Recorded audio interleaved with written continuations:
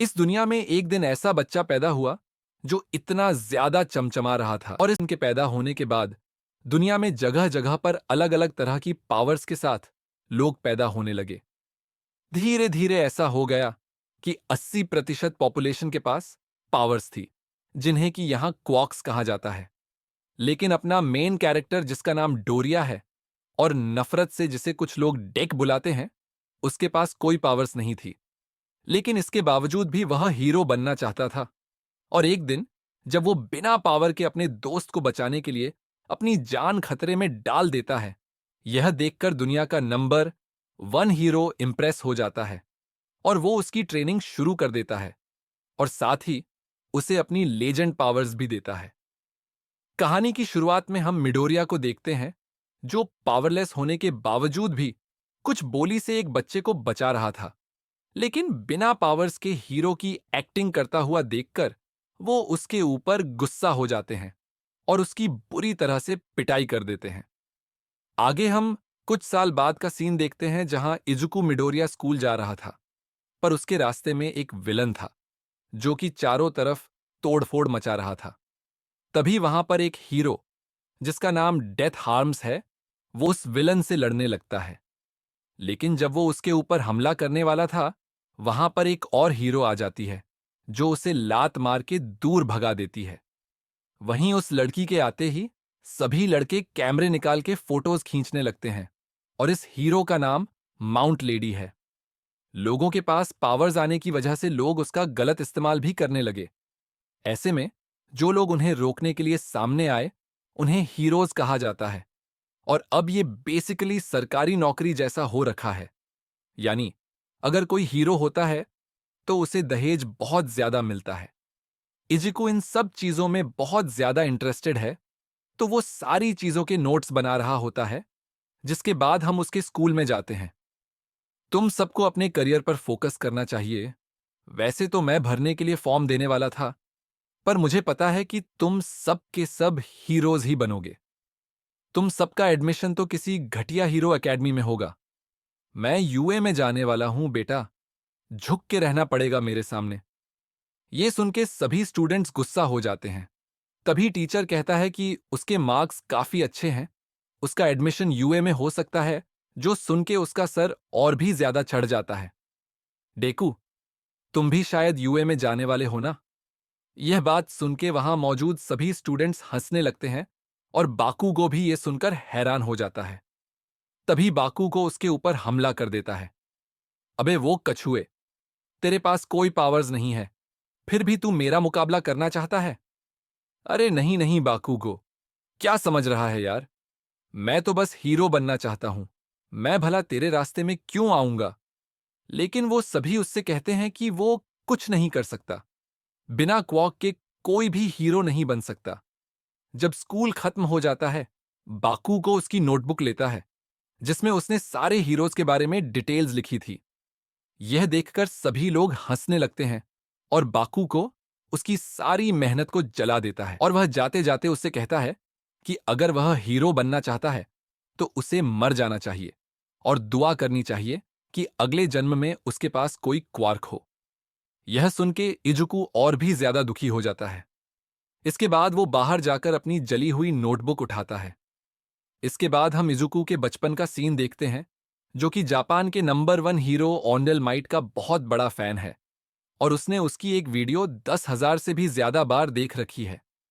लेकिन इसमें जब भी वो ऑन्डेल माइट को स्माइल के साथ लोगों को बचाते हुए देखता है, उसका चेहरा खिल उठता है, और वह सोचता है कि एक दिन वो ऑन्डेल माइट जैसा ही एक हीरो बनेगा।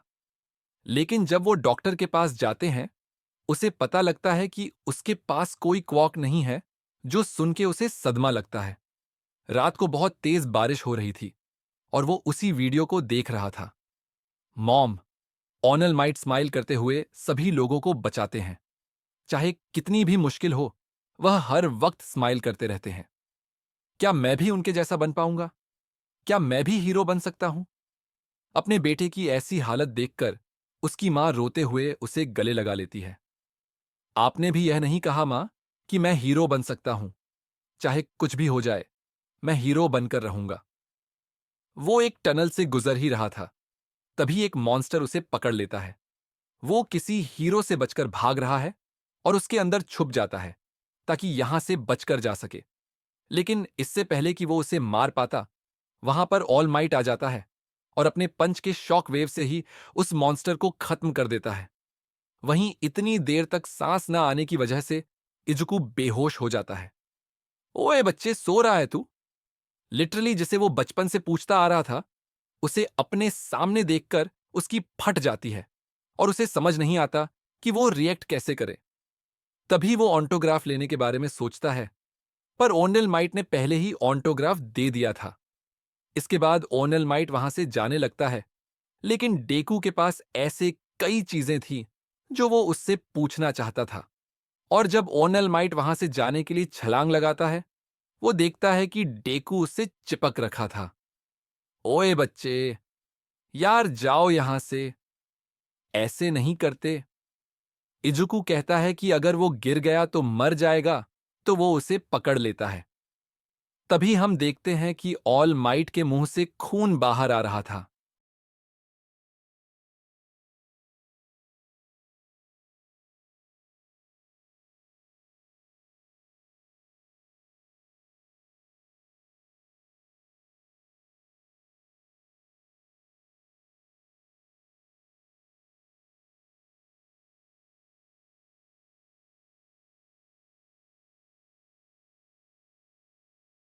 बहरूपिया है ऑल माइट। ऐसी बात नहीं है, मैं ही ऑल माइट हूं। मेरी बॉडी ऐसी तब दिखती है जब मैं खुद को फ्लेक्स करता हूं। यह सब सुनकर इजुकू सदमे में चला जाता है और ऑल माइट उससे कहता है कि वह उसकी सच्चाई को किसी को न बताए।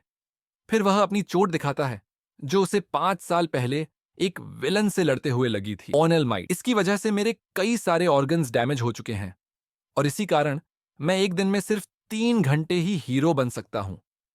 हीरोज दूसरों को बचाने के लिए अपनी जान खतरे में डालते हैं, तो मैं यह नहीं कह सकता कि तुम बिना किसी क्वर्क के हीरो बन सकते हो। पर अगर तुम लोगों की मदद करना चाहते हो, तो तुम एक ऑफिसर बन सकते हो। हमें अपने सपने अपनी सच्चाई को देखकर चुनने चाहिए। ओनल माइट उस मॉन्स्टर को पुलिस स्टेशन में देने जा रहा था, लेकिन उसे एहसास होता है कि वह बोतल उसके पास नहीं है। तभी दूर से एक धमाका सुनाई देता है और वह समझ जाता है कि क्या हो रहा है। वहीं इजुकू भी उस धमाके की ओर बढ़ता है, लेकिन जैसे ही उसे ओनल माइट की बात याद आती है, वह खुद को रोकने की कोशिश करता है। दूसरी तरफ ओनल माइट विस्फोट की जगह पर पहुंचता है जहां विलन ने बाकुगो को पकड़ रखा था। कुछ हीरोज भी उसकी मदद करने आते हैं, लेकिन वे विलन के आगे टिक नहीं पाते। बाकुगो अपनी पावर का इस्तेमाल करके खुद को बचाने की कोशिश करता है, लेकिन उसके धमाकों से विलन पर कोई असर नहीं होता। माउंट लेडी भी वहां पहुंचती है, लेकिन जगह की कमी के कारण वह कुछ नहीं कर पाती। कामुई वुड्स बाकुगो के दोस्तों को बचाने की कोशिश करता है और एक हीरो वहां की आग बुझाने की कोशिश करता है, लेकिन स्थिति और भी खराब होती जा रही थी। ऑनल माइट भी अब ट्रांसफॉर्म नहीं हो पा रहा था और इजुको खुद को इस स्थिति का दोषी मानता है। वह यह सब बर्दाश्त नहीं कर पाता और बिना सोचे समझे बाकुगो को बचाने के लिए दौड़ पड़ता है। बाकुगो, तू यहां कर क्या रहा है? इजुको, मुझे नहीं पता, मेरा शरीर खुद ही चल पड़ा। विलन इजुकू पर हमला करने ही वाला था कि अचानक ऑल माइट आकर उसे बचा लेता है। ऑल माइट अपनी लिमिट से ज्यादा पावर का इस्तेमाल करता है, जिससे उसकी हालत और खराब हो जाती है, लेकिन फिर भी वह एक जबरदस्त पंच मारकर विलन को हरा देता है। उसका पंच इतना ताकतवर था कि वहां पर एक साइक्लोन आ जाता है और सभी हीरोज देखते हैं कि उसने एक ही पंच से पूरे इलाके का मौसम ही बदल दिया। इसके बाद प्रशासन आकर माहौल को संभालता है। हीरोज इजुकू को डांटते हैं, लेकिन बाकुगो की पावर की तारीफ करते हैं। शाम को इजुकू सोच रहा था कि वह ऑनल माइट से माफी मांगना चाहता था, लेकिन तभी वहां बाकुगो आ जाता है। बाकुगो, मैंने तुझसे तेरी मदद नहीं मांगी थी। मैं सब कुछ खुद संभाल सकता था। तू मुझे नीचे दिखाने की कोशिश मत कर। गुस्से में आकर वह वहां से चला जाता है। इजुकू सोचता है कि बाकुगो सही कह रहा है। उसके वहां जाने से कुछ भी नहीं बदला और अब उसे सच्चाई को स्वीकार कर लेना चाहिए। तभी ओनल माइट अचानक उसके सामने आ जाता है। इजुकू, आप तो अभी रिपोर्टर्स के पास थे, इतनी जल्दी यहां कैसे आ गए? ओनल माइट, रिपोर्टर्स से बचना मेरे लिए आम बात है। तुम भूल गए कि मैं ओनल माइट हूं? ओनल माइट, मैं तुम्हारा शुक्रिया अदा करना चाहता हूं। तुम्हें देखकर ही मुझे आगे बढ़ने की हिम्मत मिली, इसके लिए शुक्रिया। इजुकू, नहीं नहीं, यह सब कुछ मेरी वजह से ही हुआ था। अब समय आ गया है कि मैं सच्चाई को स्वीकार करूं। ओनल माइट, जितने भी टॉप हीरोज हैं, उनकी कहानी में एक चीज कॉमन होती है। जब कोई मुसीबत में होता है तो उनकी बॉडी अपने आप ही उसे बचाने के लिए बढ़ जाती है। इजुकू यह सुनकर रोने लगता है और सोचता है कि जो शब्द वह अपनी मां से सुनना चाहता था, वे कभी उन्होंने कहे ही नहीं। ओनल माइट, इजुकू, तुम हीरो बन सकते हो। तुम में वह काबिलियत है कि तुम मेरी ताकत ले सको। वह बेचारा उसे खींच नहीं पाता। डेकू बोलता है, आपने इतना सारा कचरा क्यों इकट्ठा किया है? ऑलमाइट जवाब देता है, यह सब कुछ तुम्हारी ट्रेनिंग का हिस्सा है, क्योंकि तुम अभी बिल्कुल ही यूजलेस हो। डेकू बोलता है, पर आपने तो कहा था कि मैं लायक हूं। फिर टायर के साथ ट्रेनिंग करता है। दिन भर ट्रेनिंग के बाद वह स्कूल जाता है और रात में पढ़ाई करता है, चाहे मौसम। डेकू ऑल माइट के दिए गए बाल को देखकर अजीब सा महसूस करता है। ऑल माइट कहता है, वो जितने ज्यादा विलेंस को हराएंगे उन्हें उतने ही ज्यादा पॉइंट्स मिलेंगे, लेकिन वो किसी और पार्टिसिपेंट्स को नुकसान नहीं पहुंचा सकू। बहुत मैं भी बचपन से ही आपकी तरह तभी उसके हीरो बनना वही लड़की दिखती है जिसका नाम ओचाको उराराका है। वहीं दूसरी तरफ उससे बात करने जा ही रहा था, ओनल माइट ने हराया था, शोडो उसे रोक देता उसने एक बोतल में बंद कर दिया बोलता है, तुम उसे परेशान करने मत जाओ, उसी रास्ते से अभी फोकस कर रही है। और गलती से उस बोतल को लात मार कर देता है, जिससे मॉन्स्टर बाहर आ जाता है। सोचने से पहले ही सभी लोग अभी भी अंदर भागने लगते हैं, क्योंकि इजुको बिना ओनल माइट बोलता है एक हीरो बनना चाहता था। इसमें थोड़ा टाइम लगने वाला है। वह विलन वहां पर तभी इजुको के सामने एक रोबोट आ जाता है ऑल माइट को, लेकिन तभी एक इजुको को लगता है अपनी नाभि से उस रोबोट को मार देता है। स्टूडेंट बोलता है, तुम्हारा ध्यान बटाने के लिए शुक्रिया, और फिर वो भी वहां से भाग जाता है। तभी अनाउंसमेंट होती है, एग्जाम खत्म होने में सिर्फ 6 मिनट बचे हैं। लेकिन इजुको को कोई विलन मिल ही नहीं रहा था, जबकि बाकी सभी स्टूडेंट्स आसानी से कई सारे विलन्स को हरा चुके थे। ओचाको उराराका अपनी पावर्स का यूज करके इन विलन्स को हवा में उड़ाती है और फिर उन्हें डीएक्टिवेट करके सीधा जमीन पर दे मारती है। अनाउंसमेंट होती है, ओचाको ने 28 पॉइंट्स इकट्ठा कर लिए हैं। कंट्रोल रूम में कुछ डिस्कस करने के बाद वे एक बटन को दबा देते हैं, जिससे एग्जाम साइट पर एक बड़ा सा रोबोट आ जाता है। यह वही रोबोट था जिसको हराने के उन्हें कोई पॉइंट्स नहीं मिलने वाले थे। उस रोबोट को देखकर सभी पार्टिसिपेंट्स वहां से भागने लगते हैं, लेकिन डर के मारे इजुको वहां से भाग नहीं पाता। पर यह देखकर भी कोई उसकी मदद नहीं करता। इजुको सोचता है, क्या मेरी सारी मेहनत यहां पर बर्बाद हो जाएगी? तभी उसकी नजर ओचाको पर जाती है, जो कि मलबे के नीचे फंस चुकी थी। इजुको बिना कुछ सोचे समझे उस विलन की तरफ जाने लगता है, जिस दौरान उसकी पावर्स भी अपने आप एक्टिवेट हो जाती हैं। इजुको जंप करके एक मुक्के में ही उस रोबोट को हरा देता है। उसकी ताकत को देखकर सभी लोग हैरान हो जाते हैं और ऑल माइट स्माइल करता है। ऑल माइट सोचता है, यही होती है असली हीरो की पहचान। टीचर अनाउंस करता है, एग्जाम खत्म होने में बस 1 मिनट बचा है। अब डेकू सीधा जमीन की तरफ गिर रहा था और अब वो कुछ नहीं कर सकता था, क्योंकि 1 फॉर ऑल की ताकत यूज करने की वजह से उसके दोनों पैर टूट चुके थे और उसका एक हाथ भी, यानी उसकी बॉडी अभी उसे यूज करने के लिए रेडी नहीं थी। इजुको सोचता है, मैं अपने बचे खुचे हाथ का यूज करके किसी तरह जमीन पर उतर जाऊंगा। लेकिन तभी ओचाको उसे चाटा मारकर अपनी पावर से बचा लेती है, लेकिन इसकी वजह से उसे उल्टी होने लगती है। इजुको बोलता है, मैं सही सलामत उतर गया हूं, अब मैं पॉइंट्स को इकट्ठा कर सकता हूं। लेकिन तभी टीचर अनाउंस करता है, एग्जाम खत्म हो चुका है। जो सुनकर इजुको दुखी हो जाता है। सारे स्टूडेंट्स वहां आ जाते हैं और बात करने लगते हैं। स्टूडेंट, उसने एक पंच में ही उस रोबोट को हरा दिया, लेकिन इसके बावजूद भी इजुको को कुछ नहीं मिला। ईडा वो चीज नोटिस करता है जो सब कुछ भूल रहे थे। ईडा सोचता है, अभी तक उसके पास एक भी पॉइंट नहीं था, पर उसने उस लड़की की जान बचाने के लिए सब कुछ दांव पर लगा दिया। ईडा बोलता है, वैसे अगर एग्जाम ना होता तो मैं भी ऐसा ही करता। तभी वहां पर एक छोटी सी दादी आती है, जो आते ही डेकू के सर पर किस देती है। सभी लोग कंफ्यूज हो जाते हैं कि यहां चल क्या रहा है, पर यह उसका क्वर्क था, जिसकी मदद से वो इजुकू को हील कर देती है। इतना घटिया परफॉर्म करने की वजह से इजुकू उसी की टेंशन में बैठा था, जिसकी वजह से उसकी मां भी परेशान हो जाती है और वो बेचारा टेंशन में ही एक्सरसाइज करने लगता है। तभी भागती हुई उसकी मां आती है और उसे एक लेटर दिखाती है। इजुकू उसे खोलने के लिए अपने रूम में चला जाता है।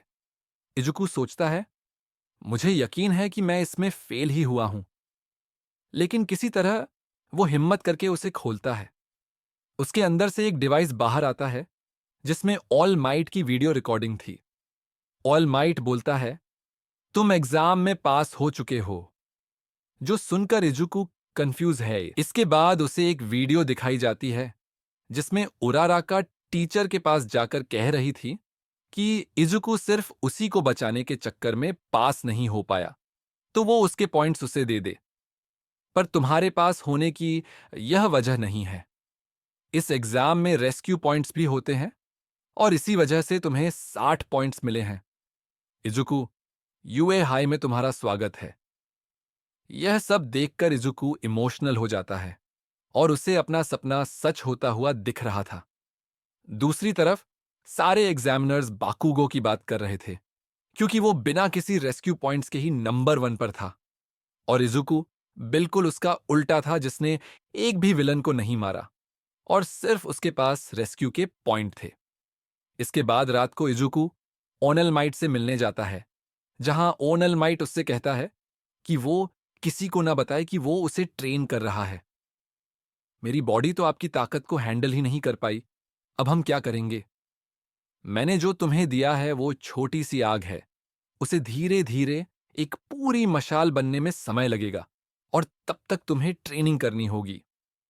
अगले दिन वो यूए में जाता है, पर जैसे ही वो क्लास में जाता है, वो देखता है कि ईडा और बाकुगो लड़ रहे हैं। तभी वहां स्लीपिंग बैग में एक बंदा आता है। तुम सभी को समय की कदर नहीं है क्या? ये कोई टाइम है आने का? उसे देखकर सभी लोग डर जाते हैं, जिसके बाद वो उन्हें बताता है कि उसका नाम आइजावा है और वो उनका टीचर है, जो सुनकर सभी लोग शॉक हो जाते हैं। इसके बाद वो उन सभी से कहता है कि वो यूनिफॉर्म पहनकर बाहर आ जाएं। इसके बाद वो सभी लोग ग्राउंड में पहुंच जाते हैं, जहां आइजावा उन्हें सॉफ्ट बॉल थ्रो करने को कहता है और सबसे पहले बारी बाकुगो की थी।